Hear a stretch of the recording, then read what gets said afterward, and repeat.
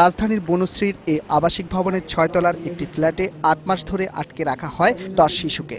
তাদের বেশিরভাগই পথশিশু, আবার কেউ বা বাড়ি থেকে নিরুদ্দেশ। ফ্ল্যাটের শিশু মোবারক বাড়ি যাবার জন্য কান্নাকাটি করলে তাকে মারধর করা হয়। এক পর্যায়ে সে বাসার বুয়ার মাধ্যমে চিঠি লিখে বিষয়টি এলাকাবাসীকে জানালে তাদের সহযোগিতায় শিশুদের উদ্ধার করে পুলিশ।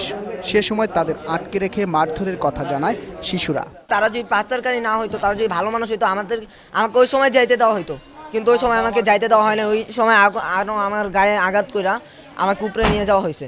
সদকা থাকলে আমি নেশা করতাম, এর জন্য আমি এই জায়গায় এসে ভাইয়া বলছে তুমি আসতে পারো, তুমি শুরু, তুমি অনেক কিছু বুঝো, নাহলে মানুষের গালি দিবা। এই যে গ্রুপ করা হয়েছে, গ্রুপ করাতে 1, 2, 3 আমি ছিলাম, আমার সাথে অনেকেই ছিল 3 গ্রুপে। বাসার বাহির থেকে তালাবদ্ধ থাকায় এই ফ্ল্যাটে শিশু থাকার বিষয়টি প্রতিবেশীরাও জানতো না। এখানে তালা বন্ধ থাকতো এবং আমরা এদের কোনোদিন দেখি নাই।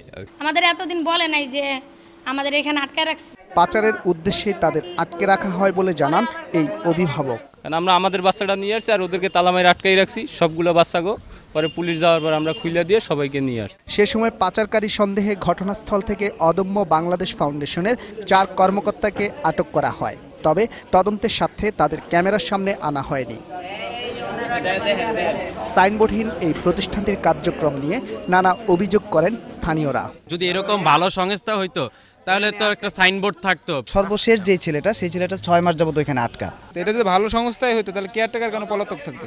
পুলিশ জানিয়েছে শিশু পাচারের অভিযোগে মামলা দায়ের হয়েছে। বিষয়টি খতিয়ে দেখছে তারা। 4 জন আমাদের হেফাজতে আছে, আমরা জিজ্ঞাসাবাদ করতেছি বিষয়টা আমরা তদন্ত করে আইনানুগ ব্যবস্থা নেব। উদ্ধারের পর 10 শিশুকে পাঠিয়ে দেওয়া হয় ভিকটিম সাপোর্ট সেন্টারে। রাকিব হাসান, একুশে টেলিভিশন, ঢাকা।